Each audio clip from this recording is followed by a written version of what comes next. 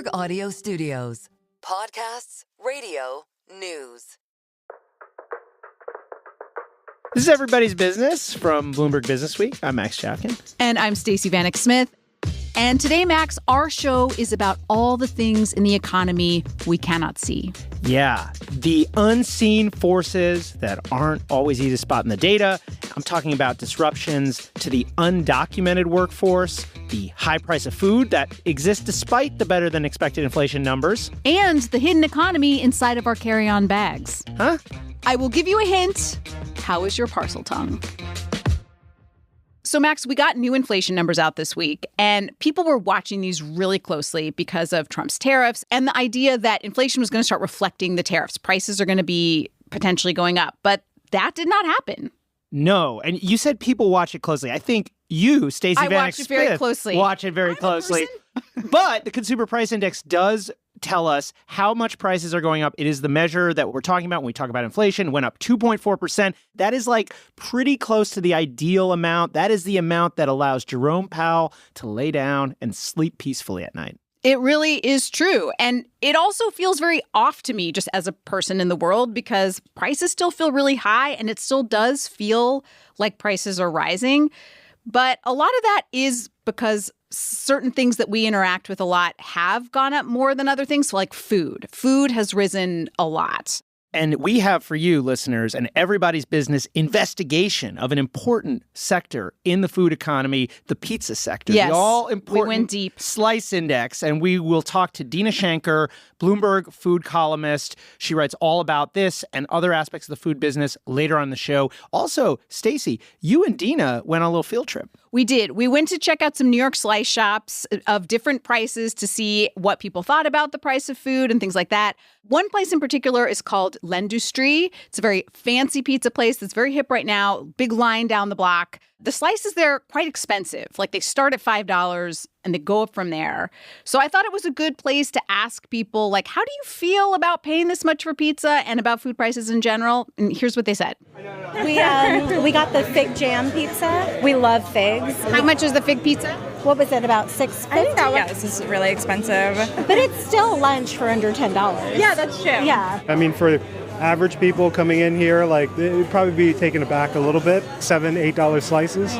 It's a bit much. Maybe they could bring it down at least $1 more. But I'll pay for something good. I'll pay a little extra. We just had pizza, and now we're back in line for some more pizza. Oh, you just ate pizza here and you got in line again? Yeah. Like it was that good? Yes, yeah. We're visiting from Texas, so he's never had pizza from this area. What did you think about $5 a slice? I'm used to paying, $9 or $10 in Texas for a Domino's pizza. But that's Domino's. Yeah. What is your, go-to cheap food? I really love onigiri, like the rice triangle rolls. I feel like you can get, a good onigiri for, $3. Do you have a go-to cheap meal in New York? Noodle Town. Yep. Good noodles? Yep, good noodles. You can get a good meal for $8, $10, you know? I mean, I still love a bagel and cream cheese with tomato. I think that would be my go-to cheap lunch. I don't know. Fig jam pizza is, I'm not sure I can endorse any part of this clip. Although I have to say there's some good ideas for inexpensive food. For cheap food. It's an expensive city, and eating particularly can get really expensive. So as a New Yorker, you have to have little hacks of cheap meals that you can get. Yeah, and the bagel with cream cheese is right, although bagels are getting more expensive too. Stacey, the big news this week are these protests in Los Angeles and now have spread to other cities that are in protest of the Trump administration's immigration policies. There are a lot of issues here, a lot of issues that are getting a lot of media attention around Trump's calling in the military and the Democratic response. But I wanted to talk about the underlying issue, which is the Trump administration's immigration policy and these raids and what it means for the economy. And to do that, we're bringing in Catherine Edwards. She is a labor economist, a Bloomberg opinion contributor, and a host of the excellent podcast, Optimist Economy. Catherine, thanks for being here. Howdy, y'all, and good morning. Just to start, and just to create some context for this conversation, Catherine, how important are immigrants to our labor market? Whether we're talking about immigrants who are documented or undocumented or whatever, the people that Donald Trump is sort of going after, what do they mean to the economy? 1 in 5 workers in the U.S. is foreign-born. And I think you might just let that statistic sit with you for a second, that when we talk about these type of discriminate and indiscriminate attacks on people who were not born in the United States, you are talking about roughly 20% of the U.S. workforce. Now, of course, they're not randomly distributed throughout the workforce. They're not randomly distributed throughout the country. They're concentrated in certain cities, in certain sectors, and in certain occupations. And that 20% average can reach as high as 50, 60, 80% in certain areas. And so you're basically risking parts of our economy's ability to function by threatening its workforce. I think some of the industries you're talking about are construction, agriculture, food service, especially things like meat processing are like just huge numbers of foreign-born workers. Most of them documented, some undocumented too, right? It's funny, documented and undocumented isn't necessarily the right. It gives you the wrong intuition. Even people who do not have legal authority to be in the U.S. have lots of documents. You know, they pay taxes, they get pay stubs, they pay into Social Security. A lot of them own property and they pay property taxes and they contribute to the economy and they have lots and lots and lots of documents. But they do not have legal permission to be in the United States at the current moment. And so deciding what is the exact share can be difficult. So we know, for example, that there are 250,000 farm workers in California, which is where we get a lot of our food. And even the University of California, Merced, has really struggled to come up with a good estimating strategy, but puts it around half would be not having legal permission to be in the United States, at least. Oh, wow. It's not easy for researchers to figure out, which is, I think, why you're seeing so much protests in response to these arrests, because it's also not often easy for ICE officers to figure out. And so they have been chastised for violating the civil rights of foreign-born non-Americans with authority, without authority, as well as Americans, because they're just indiscriminately picking up people. So Trump, of course, ran, I think he said it all the time, he's going to have the biggest, mass deportation, the most deportations in history. You're hearing Carolyn Leavitt, the press secretary, repeat that even now. And it doesn't seem like they were that effective at actually finding people who were not here legally with legal status. They claim that they had deported 66,000 people as of the first 100 days. It's about 600 people a day. That's not that different from where the Biden administration was. And I think part of the context for these protests is that the Trump administration, Stephen Miller in particular, sort of got mad and told these ICE agents they needed to start deporting more and more people. There was a Home Depot raid in Westlake in Los Angeles, and that was the kind of spark that spurred these particular protests, this kind of seemingly indiscriminate and not necessarily the most competent approach to immigration enforcement. They're either going to miss by not arresting that many people or they're going to miss by arresting Americans. And, the effect that this can all have on the labor market is not going to be from not just where they hit, but where they miss. Well, one, I think, consequence we're already seeing of this is it seems like a lot of people are staying home.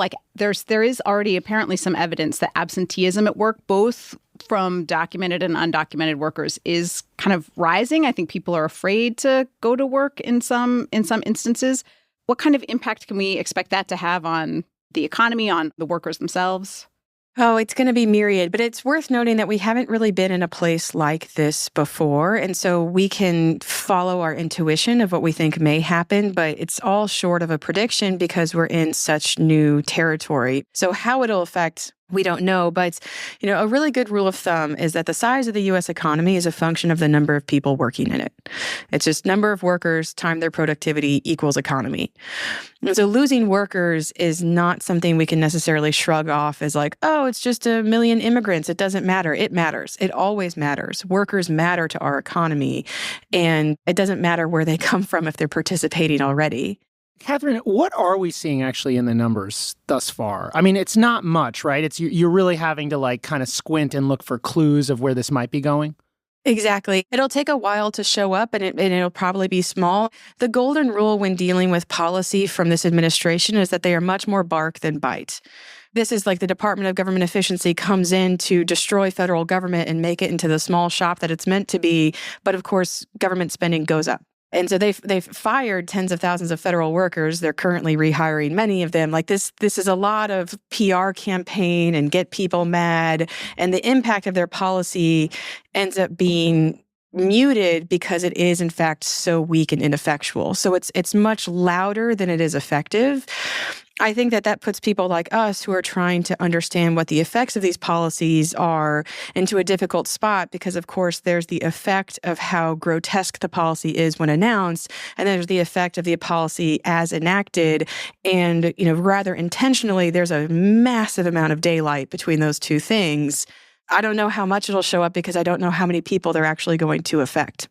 I mean, as Max mentioned, this is something that Trump really campaigned on. And I think one of the big reasons behind this, and one of the reasons that this is such an emotional issue for so many voters, I think, is that there's a perception that immigrants take jobs, that it makes it harder for citizens to find a job, especially in certain sectors. Can you talk a little bit about that from an economics point of view? Like, what happens when you do have, let's say, a lot of undocumented workers come into an economy? Even in the most kind of simple, primitive, two-dimensional version of an economic model that we learn in undergraduate, the effect of immigrants on an economy, it's twofold. One, they grow the economy. Is that like by getting haircuts and buying and paying rent and going out to eat and stuff? Yeah, it's like, do you have more people in your economy versus less? More people equals bigger economy almost every time. More workers equals a bigger economy every time. So there are more people, they're going to consume more, they're going to demand more, they're going to spend more than it would be without them. So just take 20% of the U.S. workforce, this is about 34 million people, and just delete them from our economy in like a theoretical sense. The economy is much smaller. What happens if an economy gets smaller?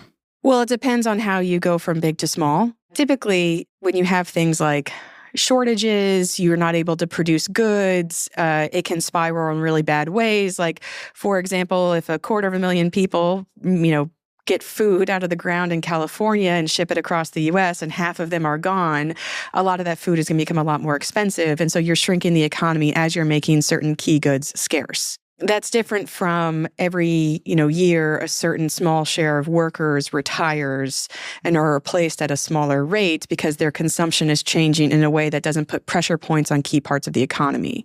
So there are ways to have an economy get smaller due to a smaller population that aren't catastrophic. And then there are ways to really just take a wrecking ball to some pretty key parts of our economy that can be very bad. But I would be remiss if I didn't say that immigrants make the economy bigger. Bigger is better. That part of economics is pretty easy to understand. The question of where the deleterious consequences of immigration come in is not through jobs, but through wages.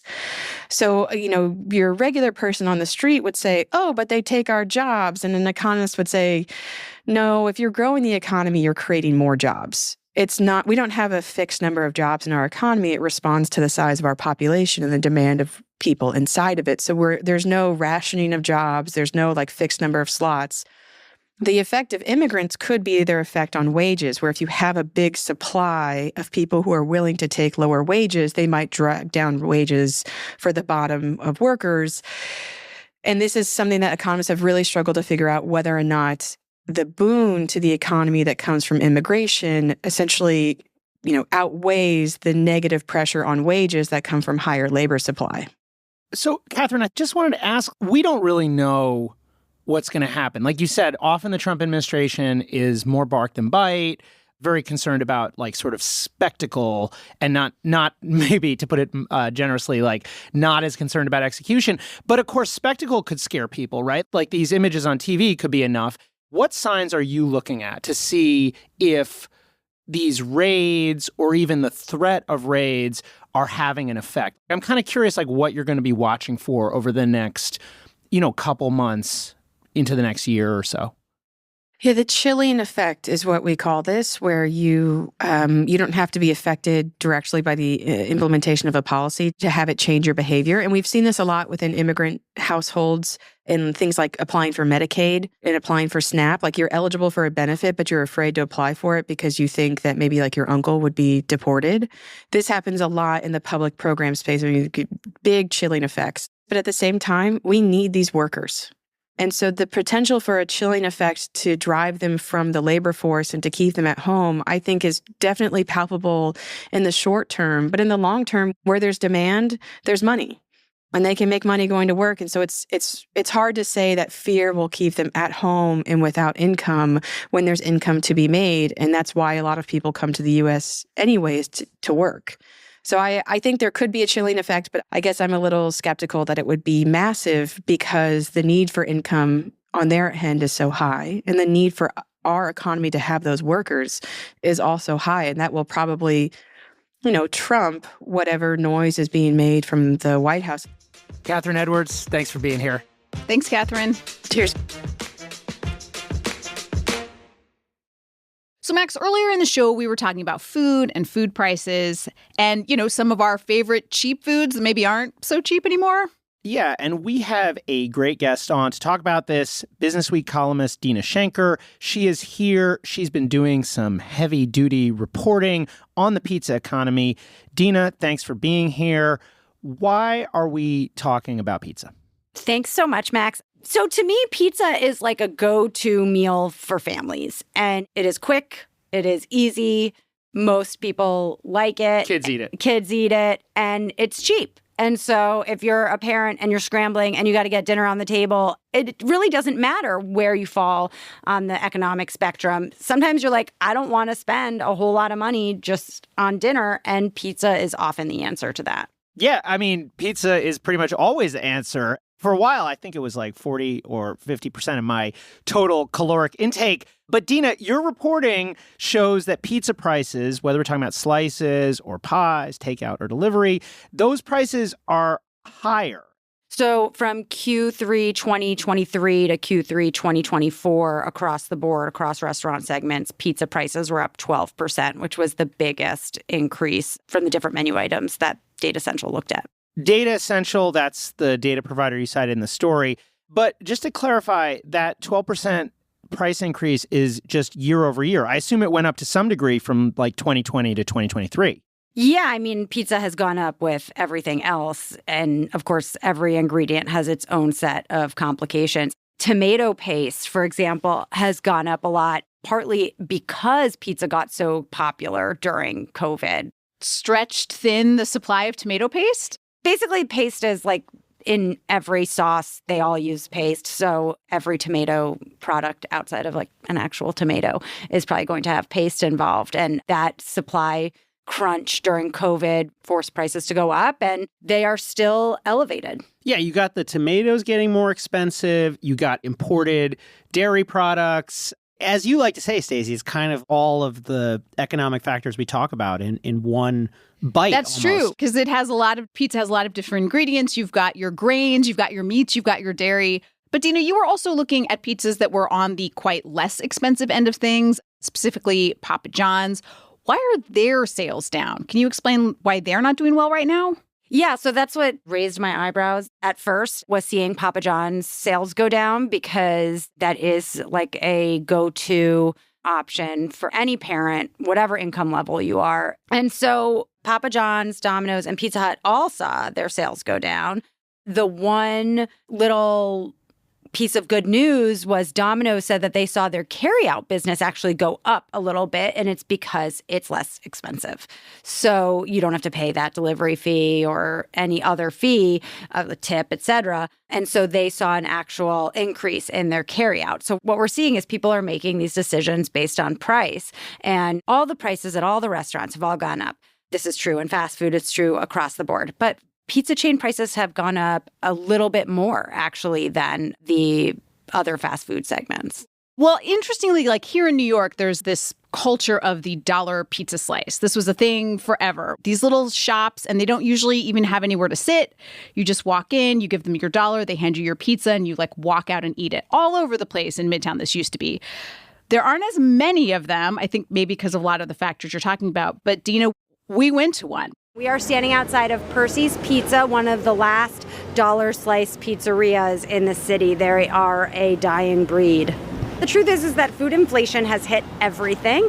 And so even if you're just a regular old slice joint, your costs have gone up significantly in the past several years. Which makes a dollar slice very special. Yes. All right, let's go in and get a dollar slice. Let's do it. Hello. Can I just get one plain slice, please? Yes. How How much? $3.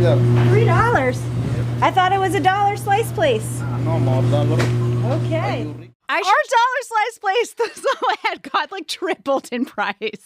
I should also just add that in addition to the food costs going up, you know, their labor costs have gone up, their rent has gone up. So these places are dealing with a whole bunch of costs that are going up. You know, I grew up in and around New York, and dollar slices are not that old. They really date to like post Great Recession. Like when I was a kid, slice of pizza cost like $1.50. And they actually went down in price as part of this marketing gimmick that these pizza places started, you know, like I said, 10, 15 years ago. It was a marketing gimmick that started a movement. That started a movement that obviously people got really excited about. But it does make me feel like there are multiple pizza markets, right? And it's a little bit weird for New Yorkers to talk about pizza because like we have a lot of options, and I would never dream of ordering from Papa John's or Domino's because I have this place Louis, and I ordered a pizza delivered from Louis the other day. It was $18 and it was freaking delicious. And it might have been $16 a couple years ago, but still a very good value. And then you have these kind of like super high-end luxury pizza places. Our pizza economy is much more diverse than in most of the country. Yeah, it seems like the lower end pizza places that are charging less. I don't know about where Louis falls in this spectrum, Max, but it feels like they are going to be especially squeezed. Is that right? Because of inflation and labor costs and everything? Yes. I think running a restaurant in this city is always really difficult. And I imagine that every time you raise your prices, you know you're going to lose some customers. And I mean, $3 from $1, that was a shocking hike to me. Yeah, but then we went down the street. Dina had found us another restaurant, to your point, Max, about Fancy Pants Pizza. And it was this very hip place that you'd heard about. Talk to us about where we went next. This place, La Industry, but it was recommended by the Scott's Pizza tour guide. Oh, Scott himself. Yes, this is the very famous New York pizza guide. He takes people on tours of pizza. Yes. It was in the New York Times recently as one of the best pizza places in the city. So we went and I got 2 slices. I got the margarita, which is essentially like the plain, and the burrata slice. And the margarita was good. I took a bite. Yeah, that's good. But then I took a bite of the burrata. It was amazing. Yeah, you were having like a transcendent moment of burrata. Now, to be clear, these pizza slices were a lot more expensive. They were also very popular. We waited in line for like 10 minutes before we got in the shop. There was this big long rope down the sidewalk and everything. Okay, so cheap pizza, as we're hearing, not so cheap anymore. And the fast food spots that sell it are seeing sales declines, are really struggling. But then expensive pizza is doing really well. Can you explain this? No, well, that's actually what's happening. It's the expensive pizza is doing well. This is what Mike Halen of Bloomberg Intelligence calls the K-shaped economy. So people on the top of the K are doing well. They're still spending while the bottom of the K is not. And I think we'll have to just kind of wait and see how this plays out, considering tariffs and economic uncertainty.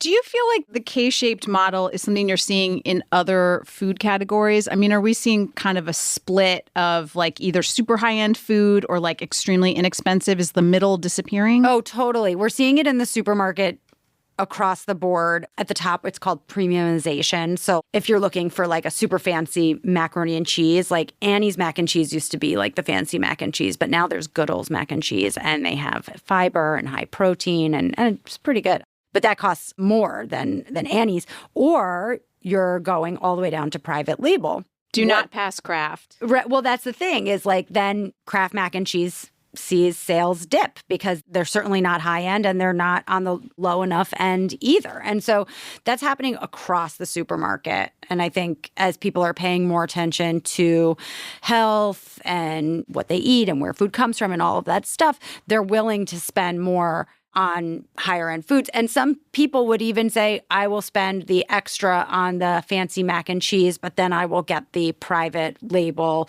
cereal. People are being a lot choosier at the supermarket. Okay, back to pizza. Sales are on the decline. It's too expensive. What are people replacing, the slice or the delivery pie with? Are they just like cooking more at home? Generally speaking, people that were eating fast food and are trading down are eating at home more because it's less expensive. It seems like there's an economic story here, maybe also just a cultural story. And I feel like so many of the weird trends that have happened over the last couple of years, like you got to ask yourself, did the pandemic somehow do this to us? Like, did we just eat too much pizza from like 2020 to 2022, and now we're just like all sick of it, and they're like cooking chicken nuggets or whatever, or something else, just anything else other than pizza, unless it's really expensive pizza.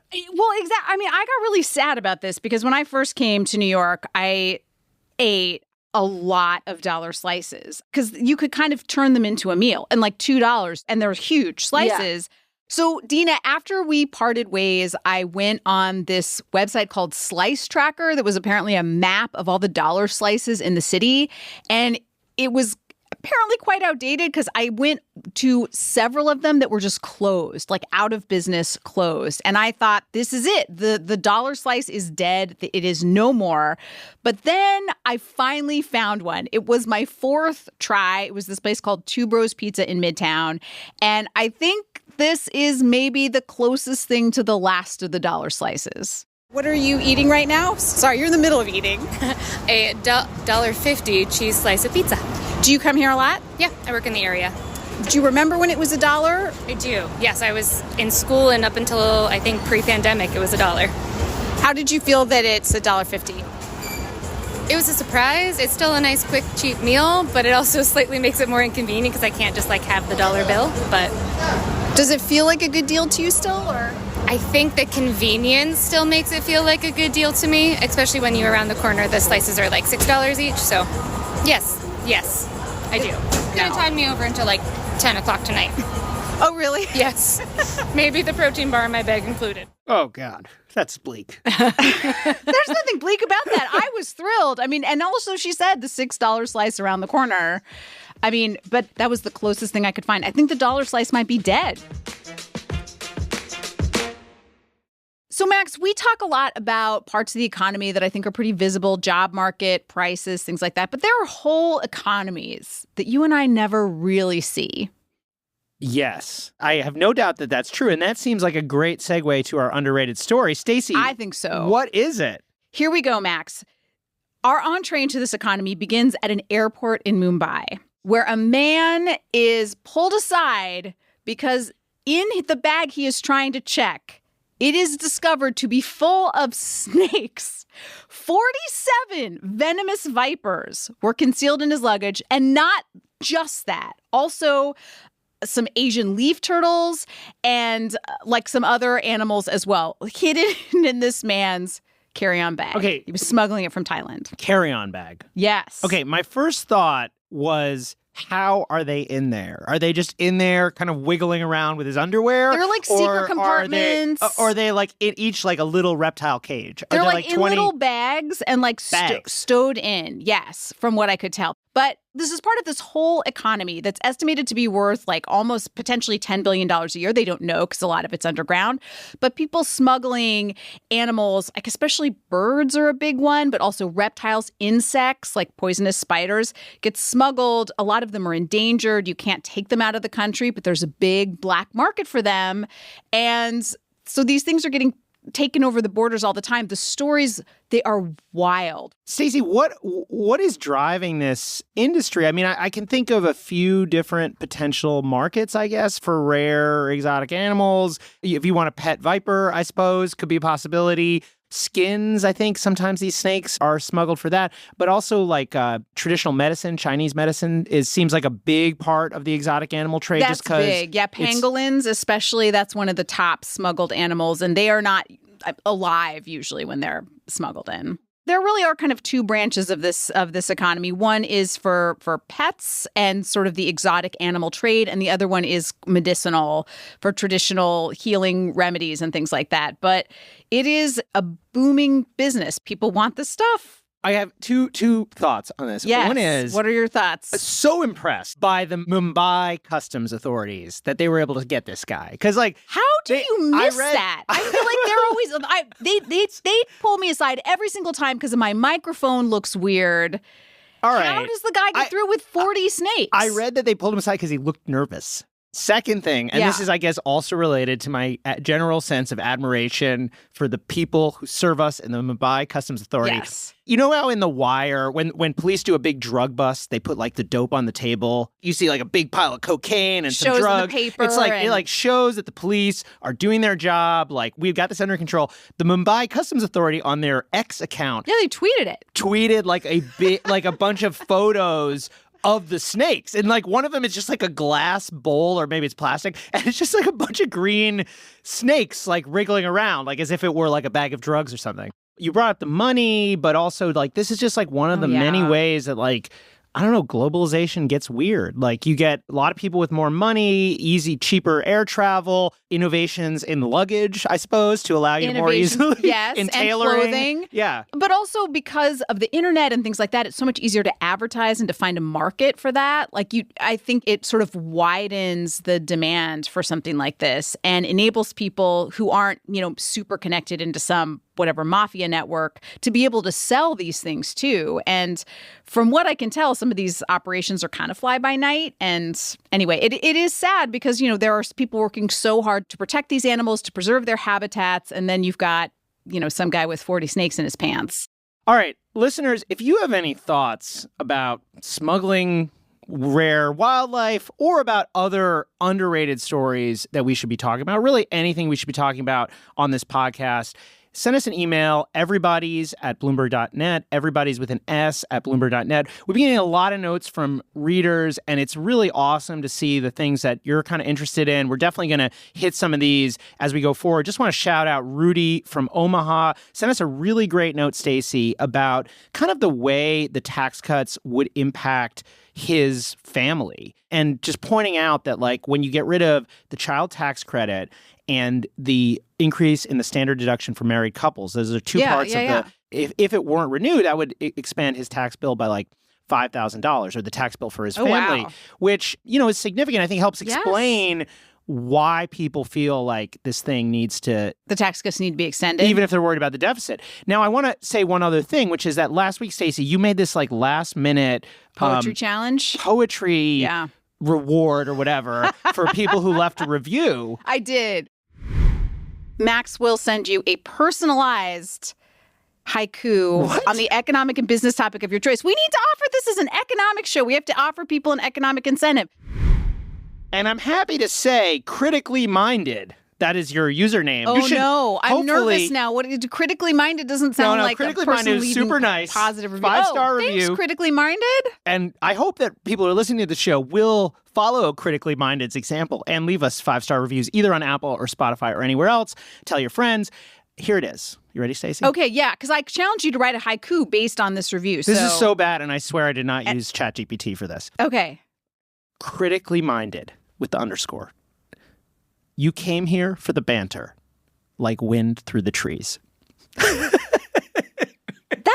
actually like kind of chills, Max. So I got chills. You have to look at the review to see what I was doing there. But critically minded came for the banter, and critically minded and stayed for the trees. Well, that I just made up because I read that haikus are supposed to have nature in them. That's true. That is true.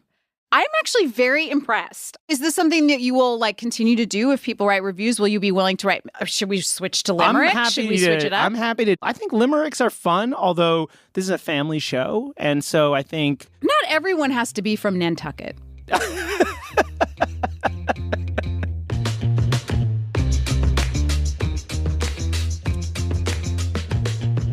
This show is produced by Stacey Wong. Magnus Henriksen is our supervising producer. Amy Keene is our editor. And Brendan Francis Noonan is our executive producer. We get engineering help from Blake Maples and Dave Purcell fact checks. And Jeff Muskus provides us with other help. Yes, very valuable editorial insights. Thank you, Jeff. And Sage Bauman is the head of Bloomberg Podcast. Thank you, Sage.